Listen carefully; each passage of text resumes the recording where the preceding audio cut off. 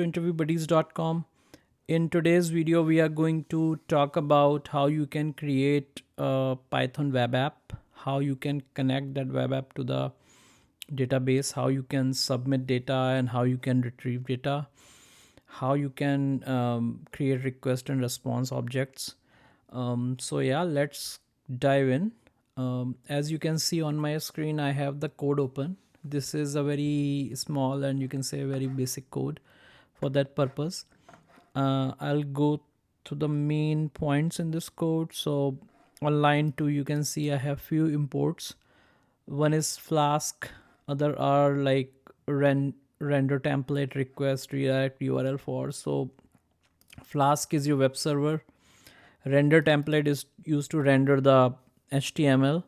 Request, like what kind of request you are making. When you are submitting a form, you need the request object. Redirect, when you are redirecting the URL to some other HTML or URL. And URL for is to get the URL of that particular HTML. So this is like the second line. The third line is your library that connects Python to Postgres. So, and that is used to make database connections. So these are your basic imports. On line 5, that's how you initiate the Flask app, and that is assigned to a app variable.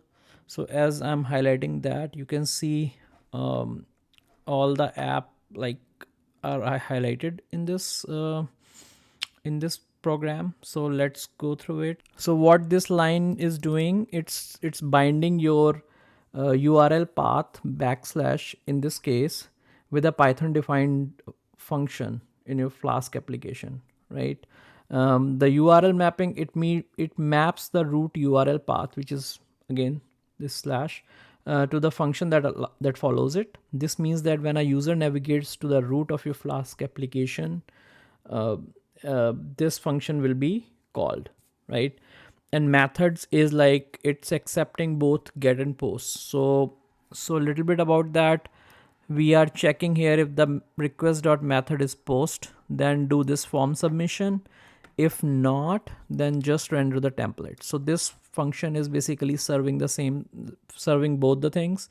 When you call the base route, like the base URL, this function will be called, and by default it won't submit any form for you, so it will render the index.html template, right?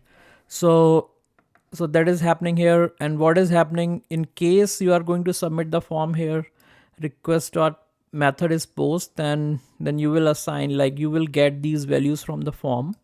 You get the connection, you get the cursor, and then call the insert query, create the insert query and execute it, and then commit the transaction. So that will happen in case of post method, right? And then when the post is submitted and your data went through, then it will call the redirect and it will get the URL for thank you. So thank you is a HTML. So what will be the URL for that is this backslash thank you, and then you will render the template for that thank you.html. So you see here we haven't defined any method, so by default it's get. So you will get the thank you.html rendered, right? And then in this and then there is one more function, view data. So view data, what it is doing, that it's creating the connection again and getting data from the database, and again calling the render template to render that file view.html.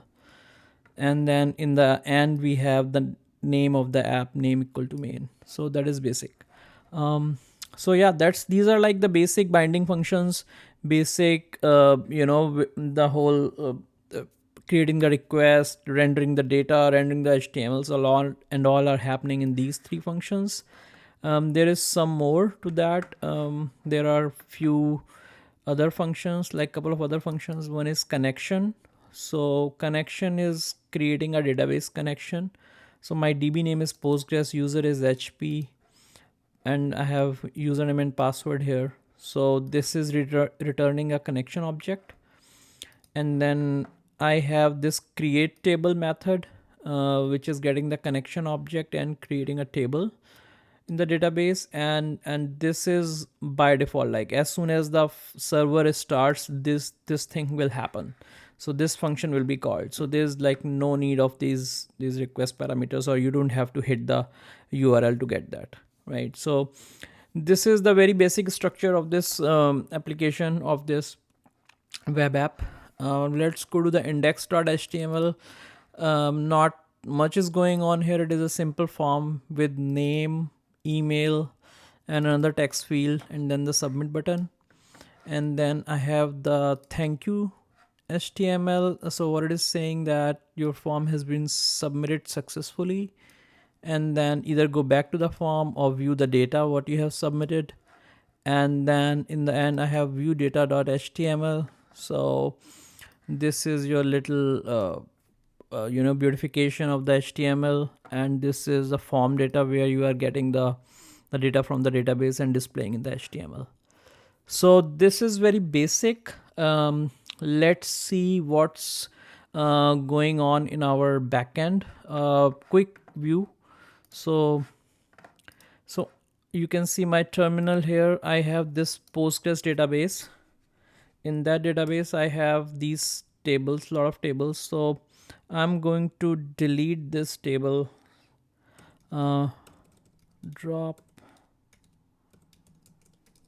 table form data, which is getting created from the web app.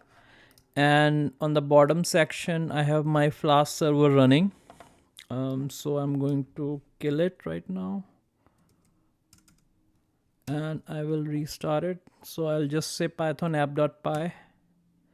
So it started the server, and it's serving on this port HTTP 127.0.0.1 on port 5000. So I'm going to copy it.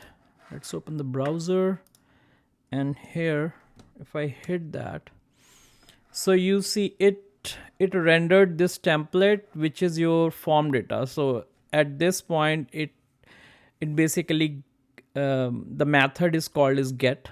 So your form is fetched or rendered, that HTML. And now if I enter some data, let's say interview buddies abc@gmail.com, and I will call the method as welcome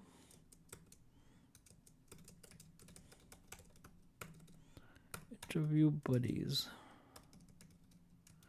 All right, so I'm going to submit it.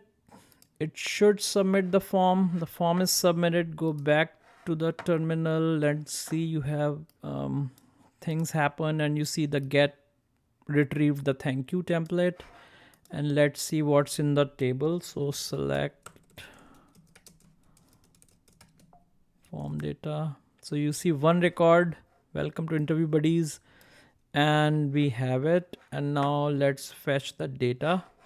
So if you click back to the form, it will take you back. But if you press view data, it will give you one record, which is very nicely rendered.